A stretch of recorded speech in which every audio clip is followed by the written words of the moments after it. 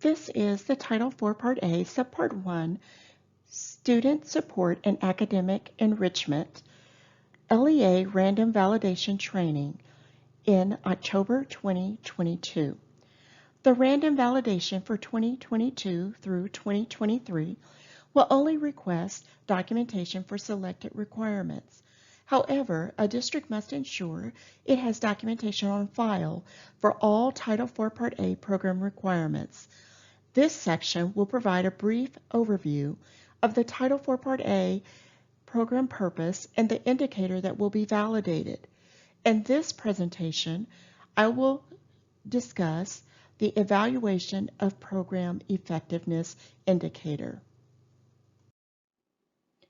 Documenting overall compliance for a program requirement may require several forms of documentation to be maintained locally and available upon request by TEA and/or an auditor. To ensure overall compliance with program requirements, LEAs should refer to the program guide and/or other program-related resources that reference the multiple forms of documentation required to be maintained locally. The documentation requested for submission during the random validation process may not include all forms of documentation that are required to be maintained locally. As a reminder regarding the Title IV Part A program's intent and purpose, it is to provide all students with access to a well-rounded education, improve school conditions for a safe and healthy student learning environment, improve technology for the enhancement of academic outcomes and digital literacy of all students. The random validation items are aligned with the Title IV Part A program intent and purposes. I will provide an overview of the 2022-23 Random Validation Handbook for Title IV Part A Evaluation of Program Effectiveness and share the indicators that are required to meet compliance.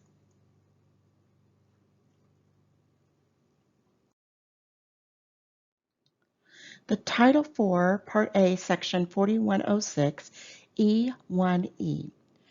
Each application submitted under this section by an LEA or consortium of agencies shall include the following. Descriptions.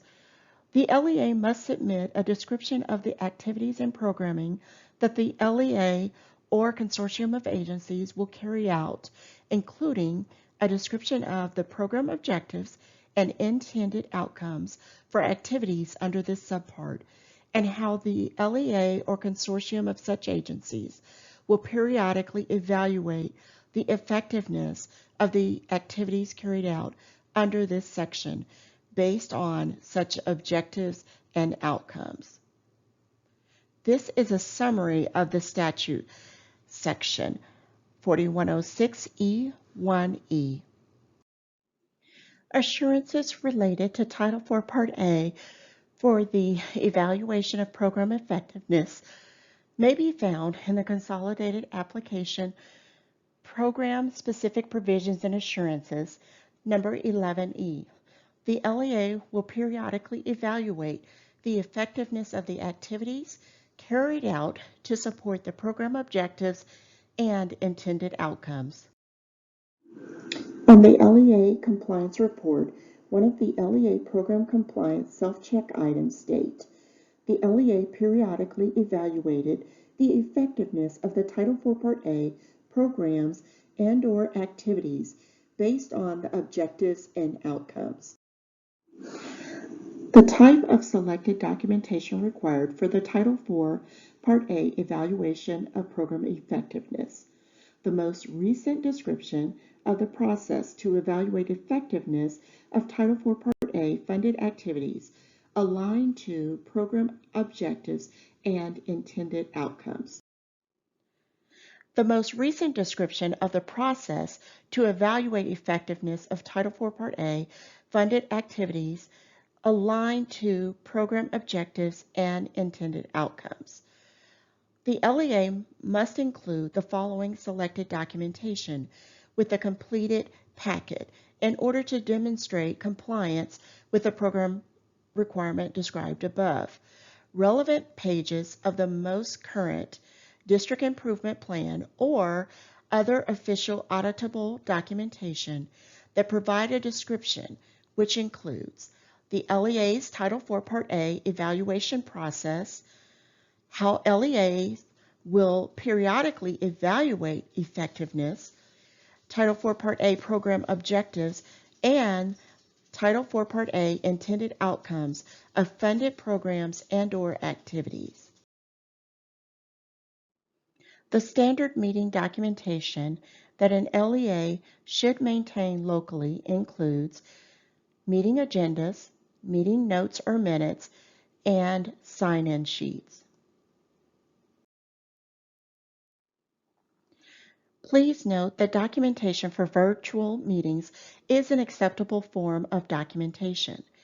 Giving the increased use of virtual meeting environments, participant rosters that include the meeting title, meeting date, and stakeholder names and roles would be acceptable substitutes for the more traditional sign-in sheets.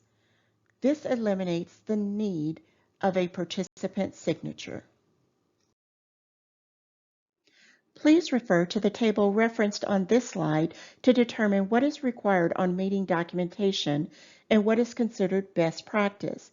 Meeting agendas should include the meeting title, campus name, date, and time.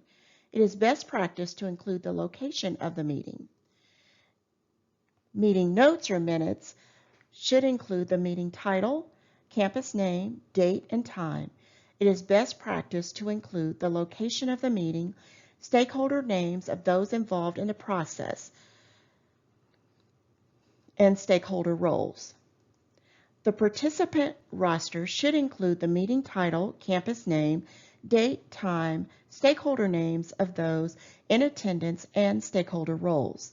It is best to include the location of the meeting. Please note that parents may not be district employees in order to fill the parent roles on the committee. 1.1 documentation required for the evaluation of program effectiveness is the most recent description of the process to evaluate the effectiveness of Title IV Part A funded activities that are aligned to program objectives and the intended outcomes. Issues that may result in an improvement needed status are auditable documentation requested that was not submitted, documentation submitted does not describe the evaluation process, the documentation submitted does not align to the requested evaluation of program effectiveness documentation, or documentation from a prior year was submitted instead of a current year.